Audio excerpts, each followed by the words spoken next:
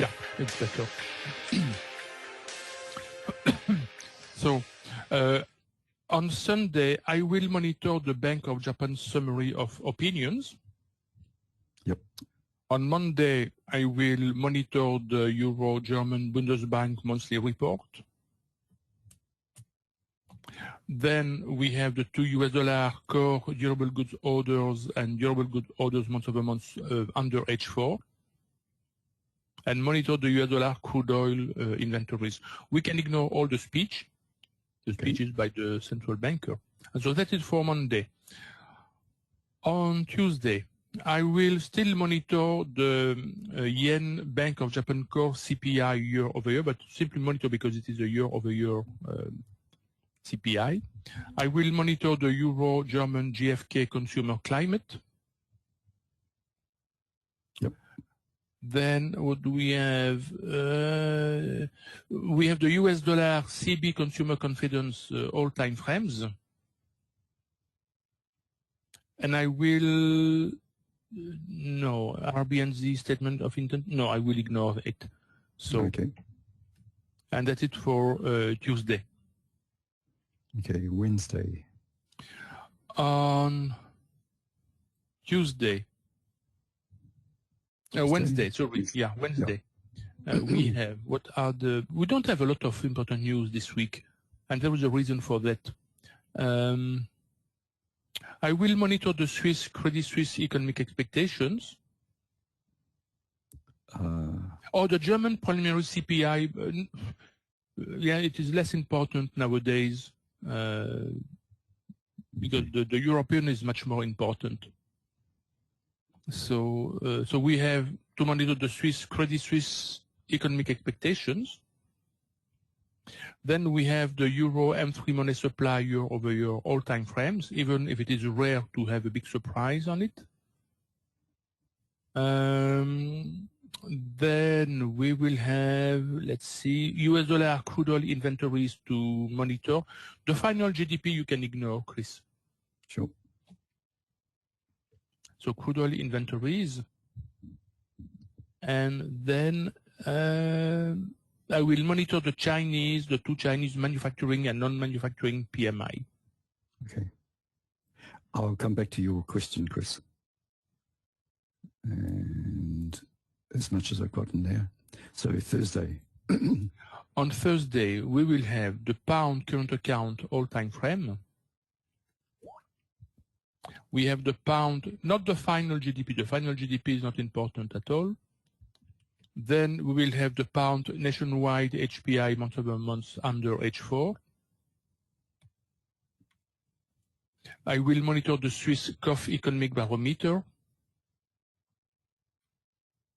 Monitor the Italian 10-year bond auction.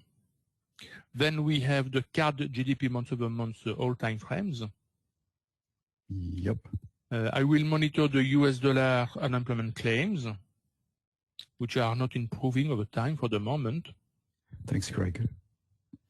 Then we have the US dollar Chicago PMI under H4.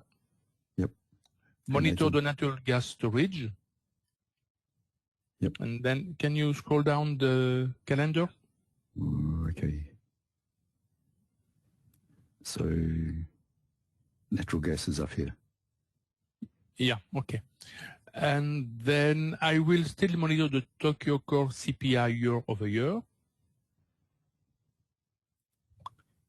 And I will monitor the Chinese Caixin manufacturing PMI. Okay, done. And for Friday,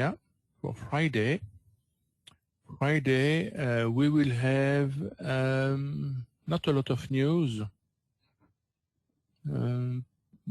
I will monitor the Euro flash, the CPI flash estimate year-over-year and core CPI flash estimate year-over-year, but simply monitor. Yep. And then what else? There was nothing else interesting. So. Okay. No, the final PMI are not interesting at all.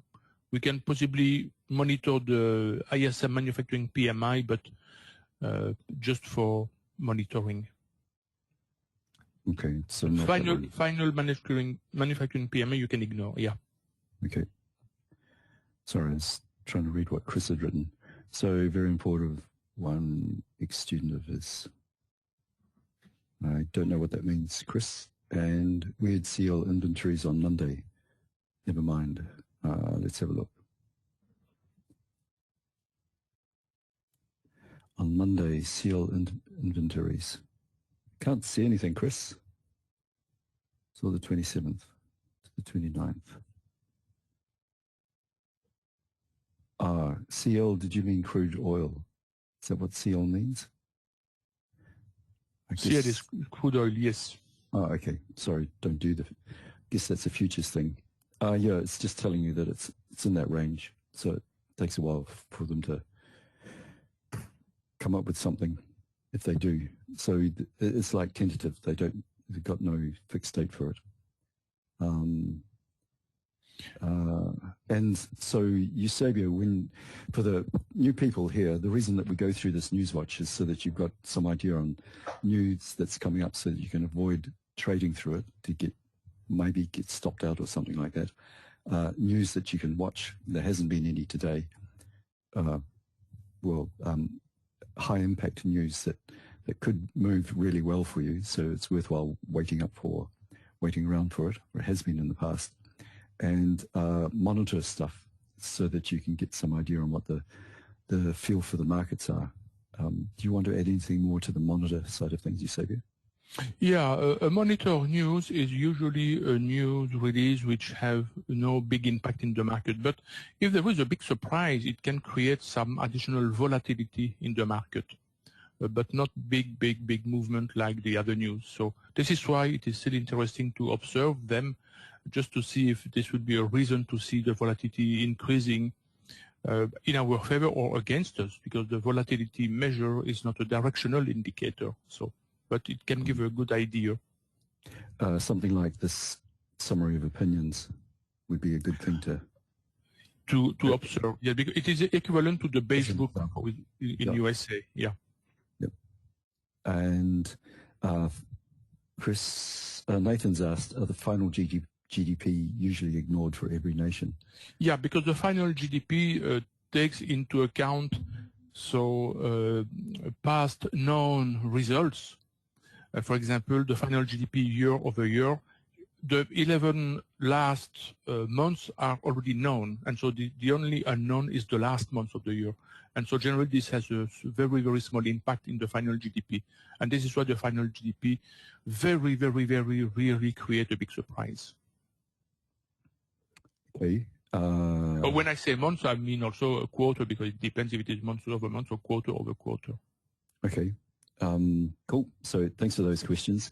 So what we do now is check out the top. And just one last thing concerning crude oil with Chris' question 27-29.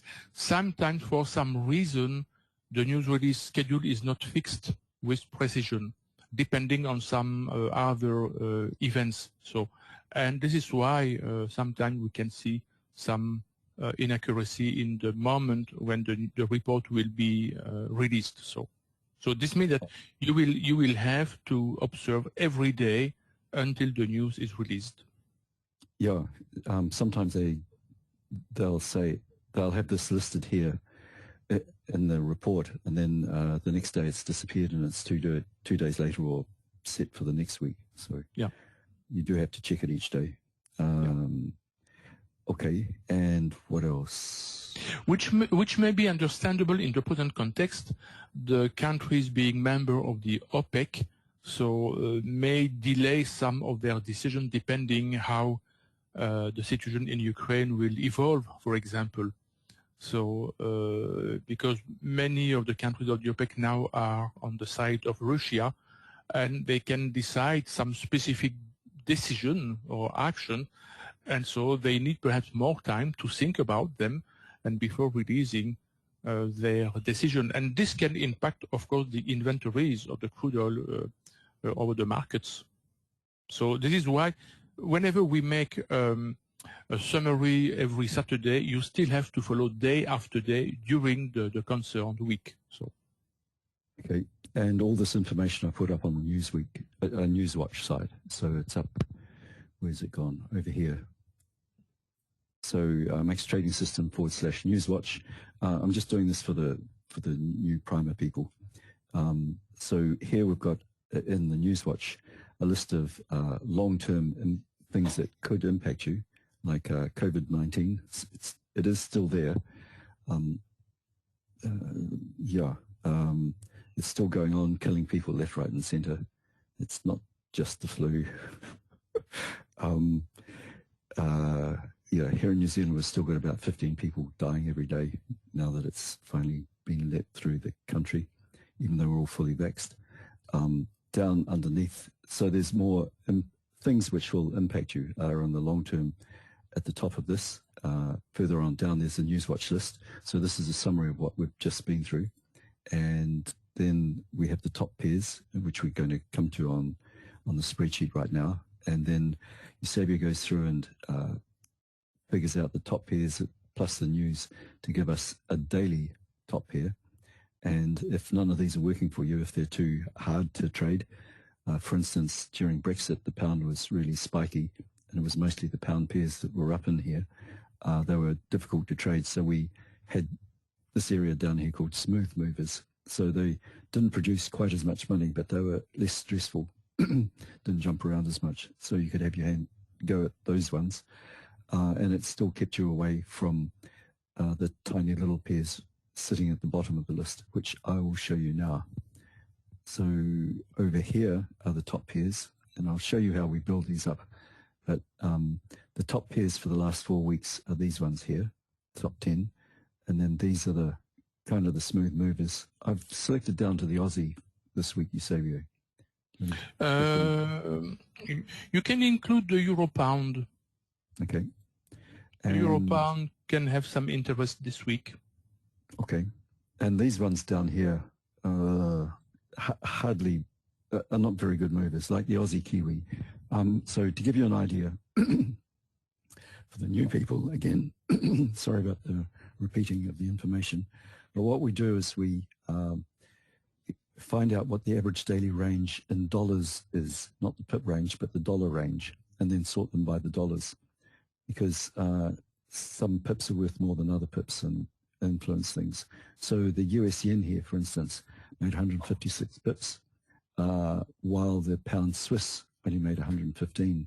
But the US yen, dollar-wise, only produced 1150 compared to 1200 bucks with the pound Swiss. So it's the dollars that we want. We don't care about the pips so much. It's how you get there. It's the we're interested in the results, not how you actually what you're using to get there. So we sort by the dollar range, and these ones are the best movers that we've got for the last 4 weeks. And then the next lot are these ones down to here, and these are all the small ones. So if you're trying to trade the Aussie Kiwi, it hardly moves like 60 pips range in a day. It doesn't even wake up really. So it's very hard to make money out of this. So go for the things that are the low-hanging fruit, the ones that you can pick up and more likely to sort of make money for you. Yeah, I have seen many days with the Aussie Kiwi having a daily range between 30 and 40 pips. So, and don't forget the max is a trend following system. So we have to choose the best trending pairs. So it's important to know what are the pairs which are the best trending pairs. Yeah, and and why waste your time trying to get 5 or 6 pips out of the Aussie Kiwi when in the same amount of time you could be getting much, much more in the higher movers. So we're trying to keep you safe that way. And it was one of the things that was really helpful with Eusebio. People kept saying, what pairs should I trade? And well, the news is just sort of out of my league. I didn't know what to do with the news at the beginning, but trying to pick the pairs initially was really difficult. So that's why Eusebio came up with the top 10 list and shaved it down to the top daily list as well, which we'll go through in a minute. But to show you how we get to the top 10 pairs, this is what I do each weekend. So there's this page here. It's MATF, it's Forex Volatility. So you just grab that one and I'll, excuse me, paste that again, take that up there. front bit off so that you've got something that you can copy. So when you go here to volatility, you'll be shown this page. I'll make this a bit bigger. And it'll have, I'm not too sure, maybe 100 different instruments shown on the page. What I've gone through is all the instruments and stripped things out like ZAG, silver, gold, Singaporean dollars, various bits and pieces, all the smaller, very exotic pairs, and taken them out, because they do list a whole pile of stuff in here, so that they're excluded, and so that I'm left with just this list of the top 28 pairs.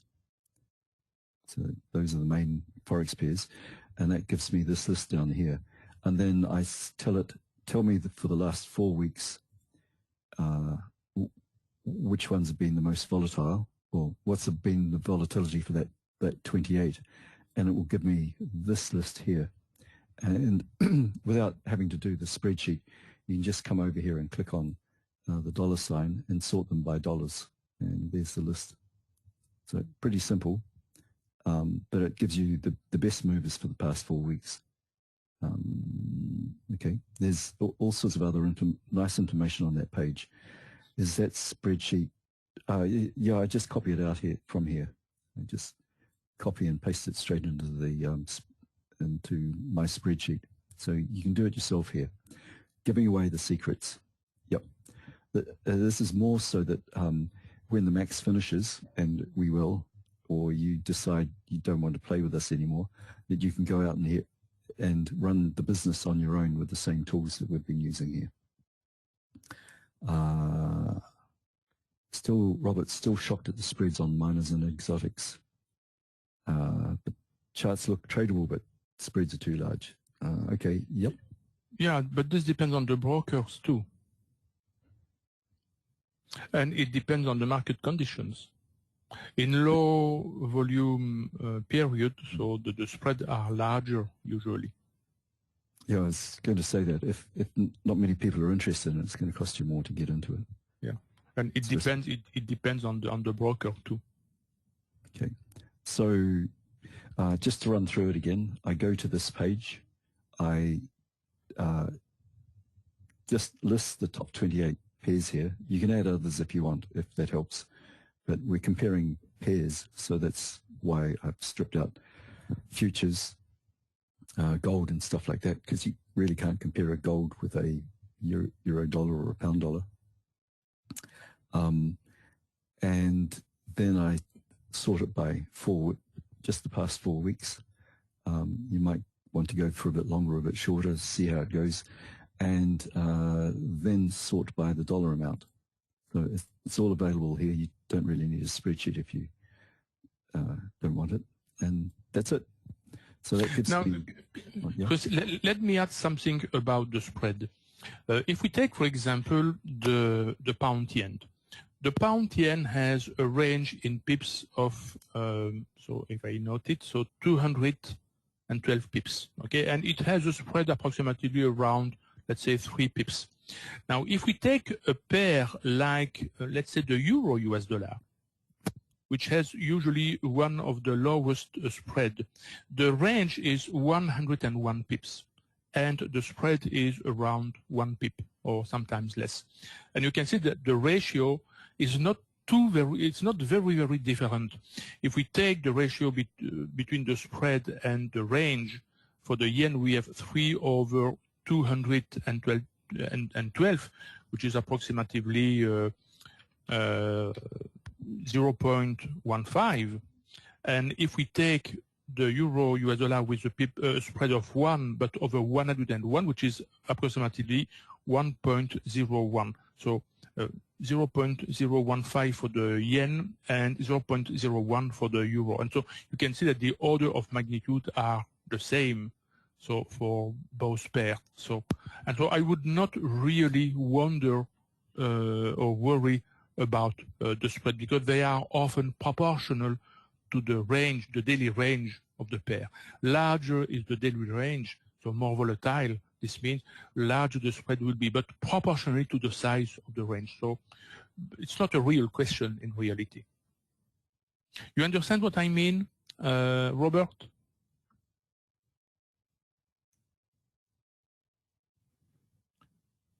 Okay. Do you understand what I mean? And to stop with these big long pauses while people are typing up stuff. No, you find them high, but it's just an impression.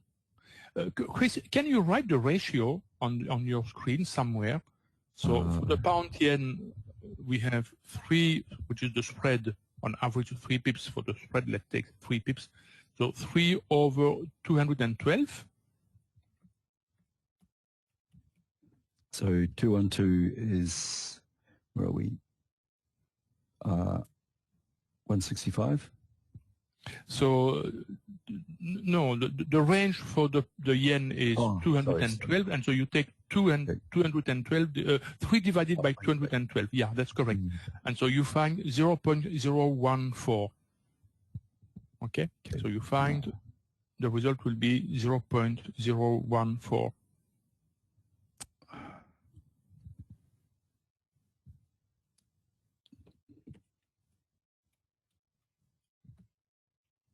Okay, and I'll bring this up another shot at it. Yeah, and then for the euro, we have a spread of 1 over 101, which is the daily range.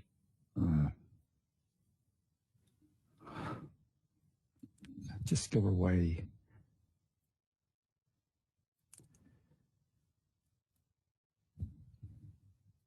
So the euro dollar.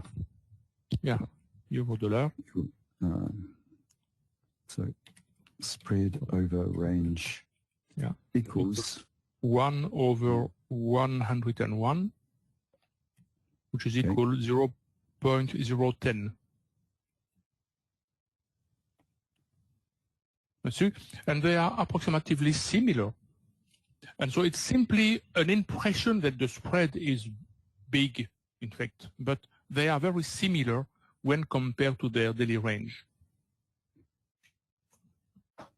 Of course, there may be some pairs with such a ratio a bit larger, but you don't really have to worry about the size of the spread. If you are able to, the question is, are you able, have you the possibility to catch the trend? In which case, in fact, the spread will have no effect. We do not recommend broker, Neelam. We do not recommend broker. We'll have a little chat about brokers in a minute. Let's get rid of the Newswatch for a starter. So, what happens is some of this gets broadcast out to the public. So we don't want to give away too many secrets. We want people to come along to a Max course, which has just started. Okay. So now you know how to do the top 10 pairs, and what we've got with the top 10 pairs are these. Pulling them down. So I've copied the top 10 pairs out to here. Here's a range for this past year, starting last 2021 August was 936 was the top range. Now we're up to 1569, about a 50% increase in volatility. If you want to, it's not best, but it's kind of a good idea. It's increasing. It has been increasing, but it used to be much larger in the olden days, back in the early 2000s. So if I pull this thing up a bit further, you can see previous years as well. So back in 2020, do I have anything further back? Yes. Back from when we started this-ish, or when I started keeping a record, 1,300, then it dropped down. I think this was probably Brexit time, stayed around about $1,000 in the range. Down here, 1,200, 1,100, 1,200, so $1,000. Then COVID hit. COVID kicked in, and we went really strange and crazy in the 2020s. Yeah, up here. When everybody thought the world was going to fall apart, and people were closing their economies down and borders were shutting, the ranges got kind of largish for a little bit. They didn't stay there, and then they sort of dropped back to normals. And it's kind of bubbled along at about 1,000 ever since. And where's Ukraine? Even Ukraine hasn't. Well, the Russian war sort of kicked in around about here, which has pushed the volatility up a wee bit, I guess. Okay, so just to give you an idea, rough idea on what we're doing here. So we've got the top 10 pairs, and then what Eusebio does is a magic trick where he merges the news for the day with the top 10 pairs. So if I pull this over here and try and bring this back up. Okay, I did have this all set up and I keep messing it up. Okay, and I want the old one back. Huh. Okay. Okay, so in order to get just the top daily pairs to trade, Eusebio will now wave his magic and check out the news for the day, the major news. Anything that's not monitor is more like a major news. Oh, sorry, I should tell you what to do with the news. When I slap the news up on the all over the show, got kind of sidetracked here. When the news goes up here in the Newswatch list, you can see we've got holidays, all time frames, monitor under H4, and high impact. So what this means is that holidays, you know that there's no trading for that particular country going on. All time frames, it means that it doesn't matter what time frame you're using, the news coming up on this particular currency can impact you. Anything, any news that's marked under H4 is for people that are trading timeframes under H4, obviously, and it can impact you. But if you're in something like the H4 or a daily chart, then it's less likely to impact you. That's what that's about. So it kind of weeds those out.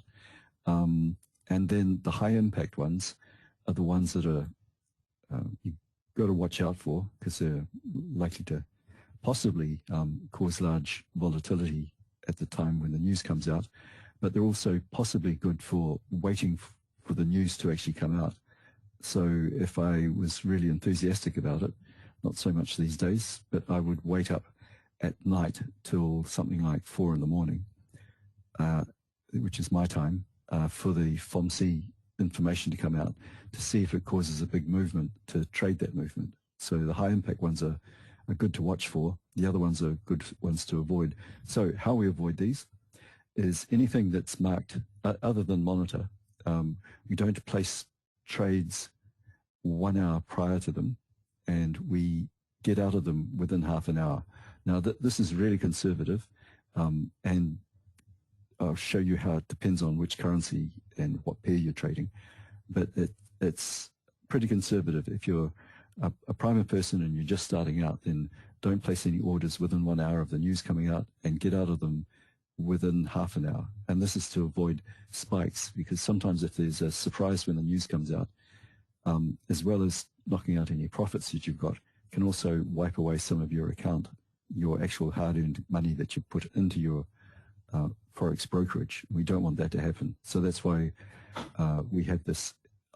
I find it kind of annoying sometimes, and I swear at Eusebio, but other times when I've avoided some huge spike that would have wiped out half of my account, he goes back into my good books for that particular rule. But what we do from there is, so now you know what to do with the news about the trading. We also have a bit of a proviso going on, whereas it depends on the currency. So the major currencies, if there's news coming out on any of these, then it doesn't matter what pair you're in. So there's a difference between the currency and the pairs.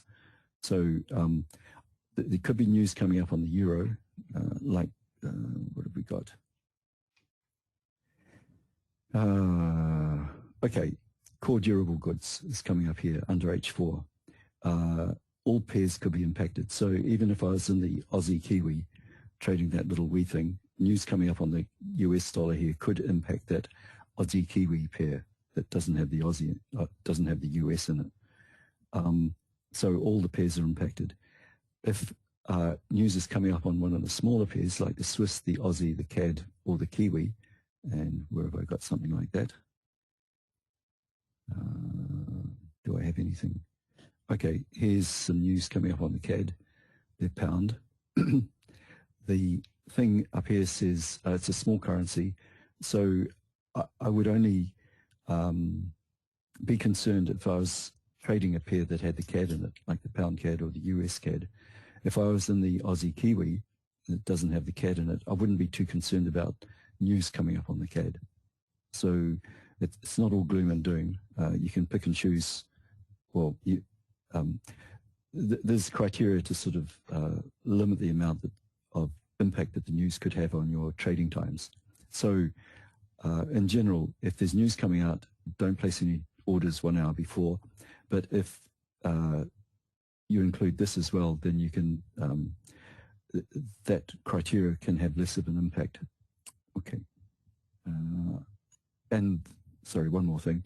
The pound kind of sits in between them. So it just depends on what Boris Johnson is doing at the time. Like Brexit, the pound was quite an important currency. It was moving things a lot. These days it's not so much. So it's kind of like a smaller currency almost. It just depends on what's actually happening. You're afraid you're going to have to judge that for yourself at the time. And yeah, Eusebio is a Forex magician. Oh no, it's simply logic. Okay. I watched some magicians, Eusebio, and the tricks they perform are just bloody amazing. And while it might be just, it's just logic, that the effect, the impact that it has is quite good. So once we get out of this, I'm going to ask you to show us your Brexit trade. Oh, you have the chart? I do, yes. Yeah. I don't want to do it now because there won't be some. I'll do it when we've got a captive max audience, because if non-maxers see how many pips you actually made out of it, people wouldn't believe us or believe you, and would kind of give us a bad name. A lot, Chris, you'll see. Hang on. So back on the news, the important thing is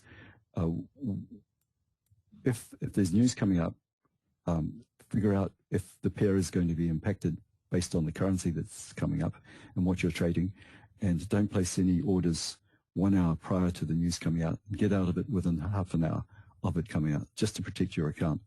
If you're using Max Standard with its extra scale and capability, then you don't need to do that, but you might want to pare back on some of the extra units that you've got floating around, just so that your profits aren't hit as much when the news comes out. Okay, so let's do the magic trick where Eusebio matches up the this list of top 10s, Euro Pound, with the news for the day to get a smaller number of pairs that you can monitor for the day. So the whole idea is that rather than having 10 pairs to monitor every day, you get a more manageable handful, like 4 to have a shot at. And if those ones aren't working, then you get an extra fit down here. So let's do this. So on Sunday, we've got nothing. What I'm looking for is anything that's not monitor. And we've got the US dollar in the afternoon, Eusebio. US dollar, US dollar, US dollar. Okay. And that's it? That's it, yeah. Okay, so first choice will be the pound US dollar or the US dollar yen. Okay. Then second choice will be the US dollar Swiss or the pound yen. US dollar Swiss or pound yen.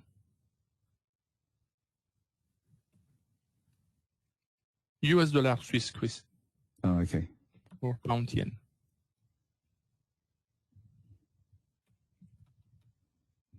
Okay. Yeah. And then let's see, Euro, Yen, Pound Swiss.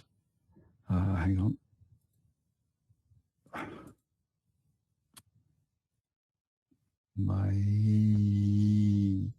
Click. Sorry, what was the last one? Euro, Yen, or Pound Swiss, like Tuesday, first block. Euro, Yen, Pound Swiss. Thanks.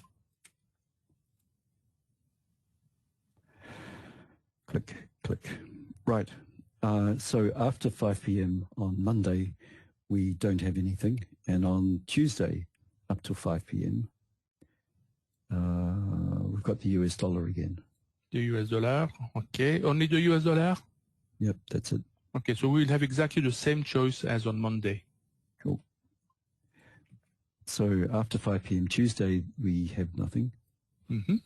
And on Wednesday, we've got the euro. The euro. Okay. And nothing up to 5 p.m. Okay. So not a lot of choice. Euro, Yen, Euro, Aussie.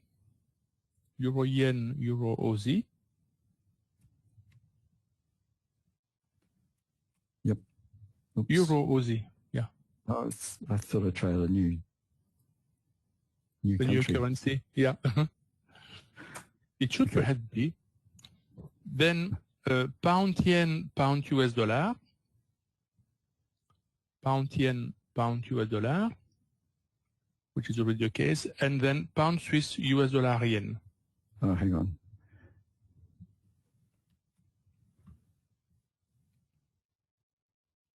Sorry, pound, yen, what dollar? Pound, yen, pound, US dollar. Yeah. Okay. And what was then that? pound, Swiss, US dollar, yen. You already have the pound Swiss, so US dollar, yen. Change the euro into US dollar. It'll cost you, plus a fee. Okay, that was a Forex joke. Okay. Okay.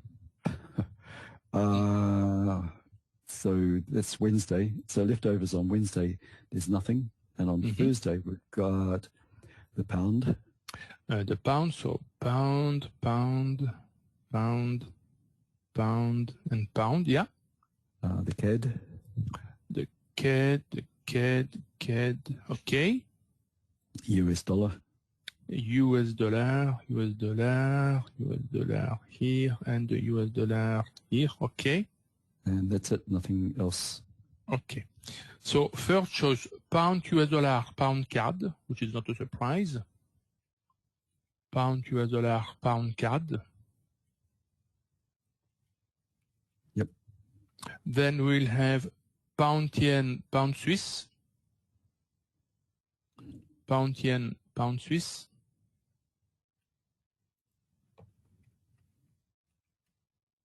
Okay. And then we will have, let's see here, US dollar, yen, US dollar, Swiss. Yeah. US dollar, yen, US dollar, Swiss, and pound Aussie.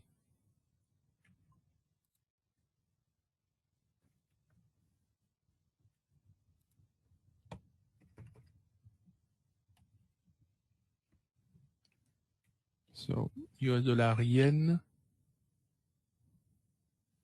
US dollar, Swiss, and pound Aussie. Okay. Yeah. Okay. Your comma is not well placed. It's close. Yeah. The thought was there. Okay. And leftovers from Thursday, there's nothing after 5 p.m. And on Friday, we've got nothing. Nothing. So the choice will be easy. First of all, pound yen, pound US dollar. You're not doing Monday? No, because we have news on the US dollar on Monday. So, okay. Sorry. Pound yen, pound US dollar. Do I have any? Okay, this will do. But you have already the right pair. Pound yen, pound US dollar. Oh. I'm so used to changing them. Where's the thing? Here it is. Okay. Then we have the euro yen, pound Swiss. You have already the right pair. Thank you. I checked this time. Yep. And then we will have the US dollar yen pound card. US dollar yen pound card.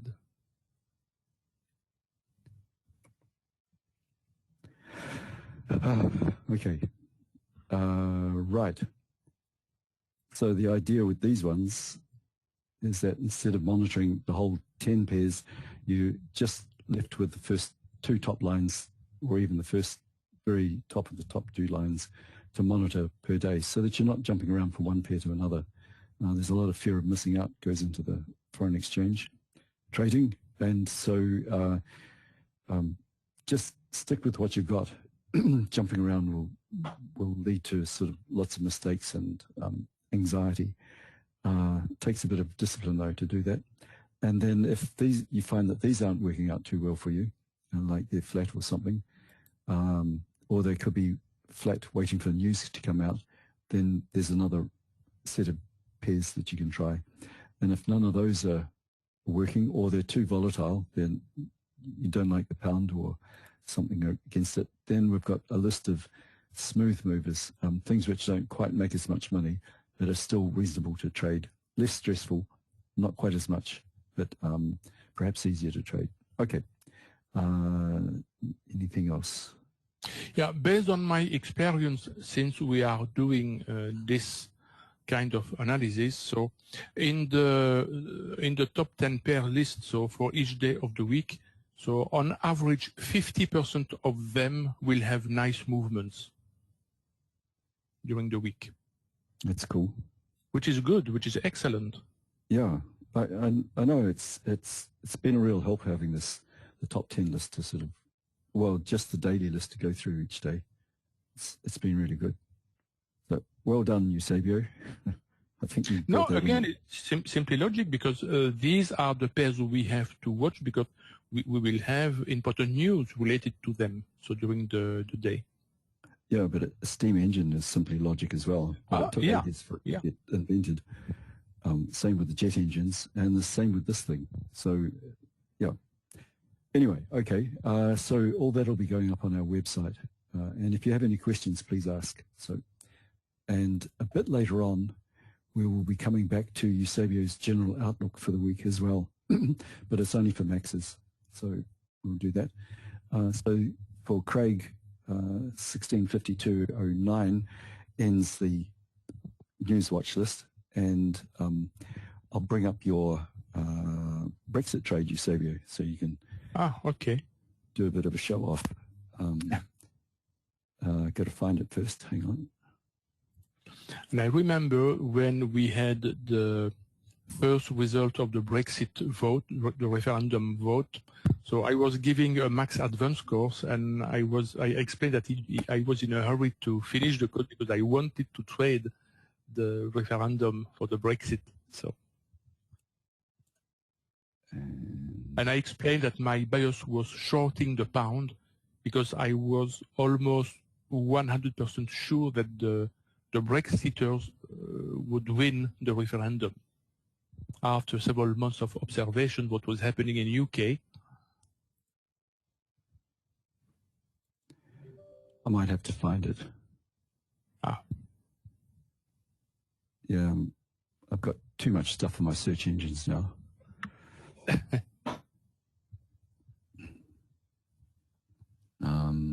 Let's try this one.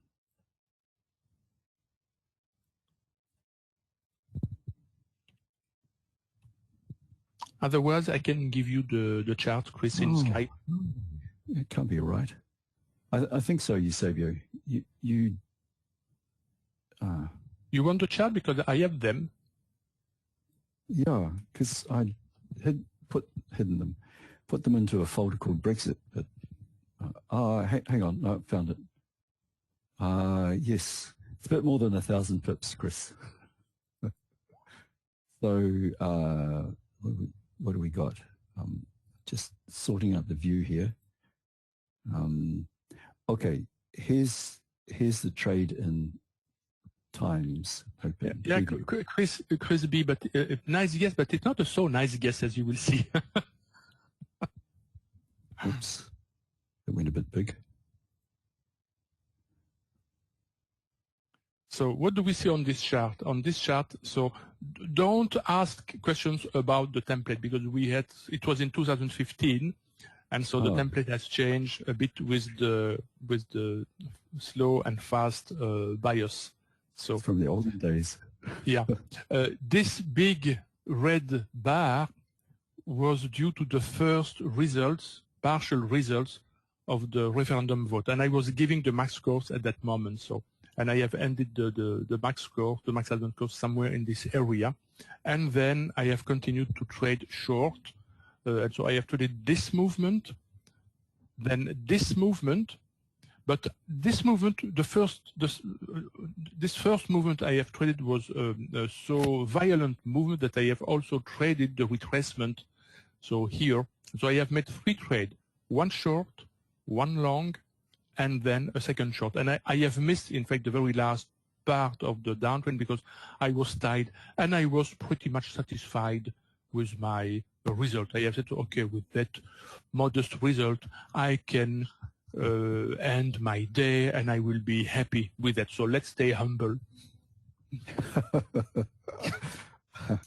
Oh, you know, Chris, that my greatest quality is modesty. You know? No. You keep telling us.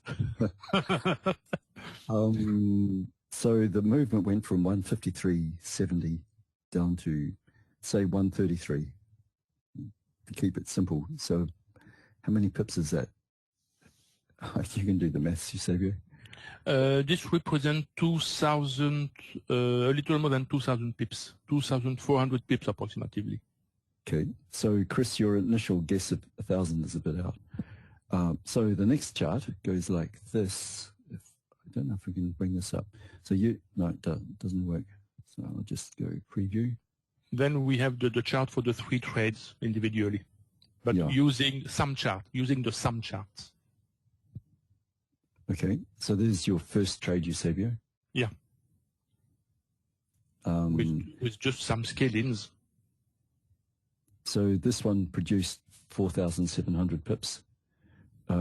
An R value of 63. Next one. With just 4 scale-ins. For those of you who will take the max standard course, you will know next week how to make the scale-ins. So there's the retracement. Yeah, with just 5 scale-ins. 3,400 pips, a return of 40 times. So if you say you'd risked 1%, you would have made 40% from that particular trade. And just to reiterate, that was 4,700 down and 3,400 pips going back up here. And the next one, and this one's quite a long one. It goes over 2 sections. So lots of movement and scale-ins all the way down here. So down here we're up to 9 scale-ins so far. And I'll just pull up the next final chart. So got up to 14 scale-ins and all the way down to here. And the end result for this big long trade over those 2 charts was 18,000 pips. So 200 times what Eusebio risked.